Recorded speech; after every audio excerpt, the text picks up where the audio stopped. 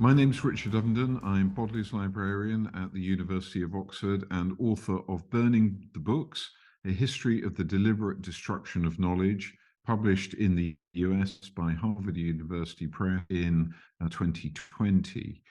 And my book is really about the social importance of the preservation of knowledge, particularly that preservation undertaken by institutions, uh, especially libraries and archives, who society has entrusted that task, the preservation of knowledge, to.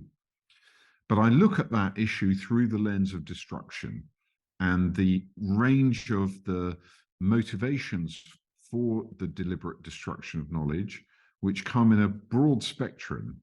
At the most extreme end, we have what is essentially cultural genocide, the mass burning of libraries, like in 1992, where the Serb militia shelled the National Library of Bosnia and Herzegovina in Sarajevo with incendiary bombs and destroyed the library. Or in the Holocaust of World War II, where, or before, before and during World War II, where books, documents, archives, knowledge held by Jewish communities across Europe were deliberately targeted, either for theft or more likely for destruction. And in both of those cases, in the Balkans and in Europe during the Holocaust, that cultural genocide preceded a human genocide. So that's perhaps at one extreme end. At the other end of the spectrum, we have book banning, we have censorship, and there is a kind of scale that moves between those ends of the spectrum. And, we see at the moment in a number of societies, particularly in the West, where we have restrictions on freedom of speech, on freedom of expression, and those restrictions manifesting themselves in the policies of libraries or in the challenge to librarians who in the 21st century have a tendency towards supporting freedom of expression. And those challenges come in the form of suppressing certain titles that are held in the stock of libraries, or where library activities to promote certain categories of publication to support this idea of freedom of expression, or the ideas around diversity, or bringing diverse opinions to bear through library collections. Those are the subject of challenges. We've seen that particularly in the United States, but in other Western societies. And we also see it in more formal censorship, in legal forms, where books, knowledge, the right of freedom of expression is being challenged. And that's certainly been a continuum really throughout history. And my book is an attempt really to chart the historical context of the deliberate destruction of knowledge. I focus more at what happened to libraries and archives rather than in the publishing industry, or at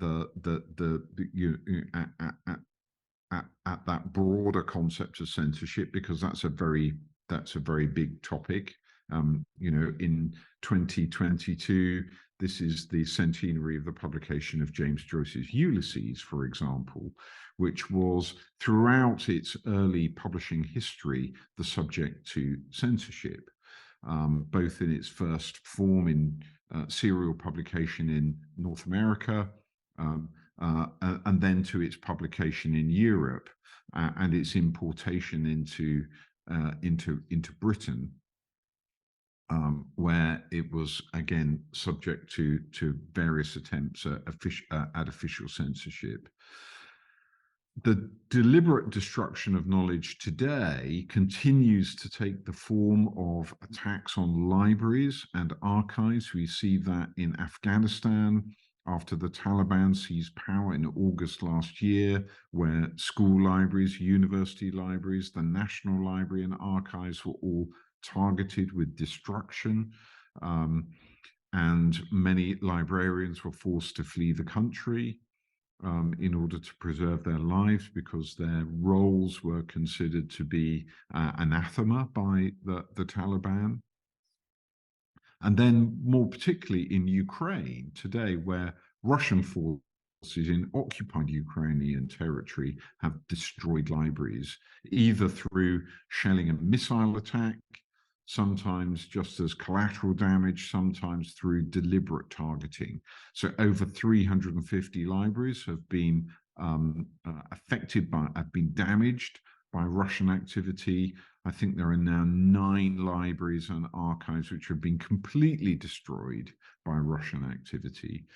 And then we even find library collections in occupied territories being taken out of libraries by Russian troops where they refer to Ukraine as a separate entity or having a separate history, having a distinct culture.